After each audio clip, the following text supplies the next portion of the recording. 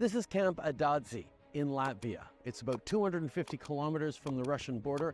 Canadian Armed Forces members are serving here as part of Operation Reassurance. That's NATO's enhanced forward presence in Eastern Europe.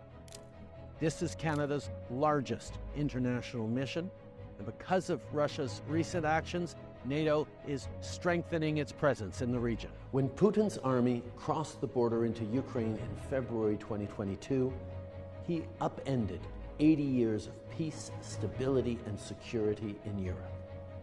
He isn't just trying to redraw lines on a map, he's challenging the principles of democracy and the self-determination that Ukrainians have long fought hard for. And he was testing countries like Canada to see what we'd do when our core values are threatened and our friends are under attack. Of course, this wasn't Putin's first test. In 2014, the Russian regime attempted to illegally annex Crimea from Ukraine. Well, not long after, Canada launched Operation Unifier.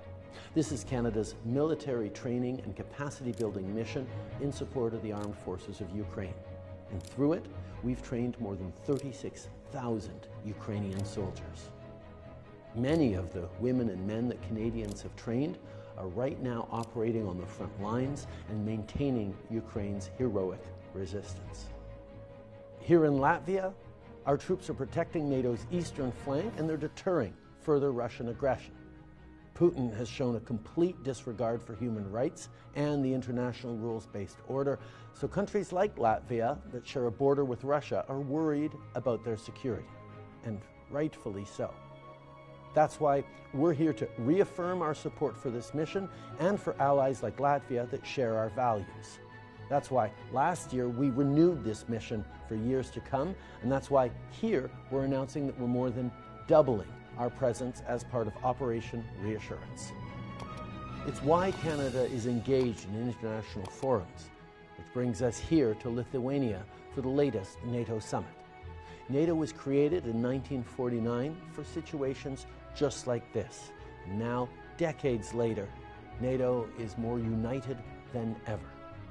Canada will continue to do everything necessary to support the alliance, to hold Putin accountable for his crimes, and to continue to support the people of Ukraine with everything they need to defend themselves. The reality is that Ukraine's fight is our fight. If we don't stand up for Ukrainians today, when would we? The time to be champions for human rights, for democracy, and for self-determination is now. Canada will continue to meet this moment. We will do whatever it takes to stand up against Russia's aggression, and we will continue to work with our NATO allies to defend democracy and protect our shared values.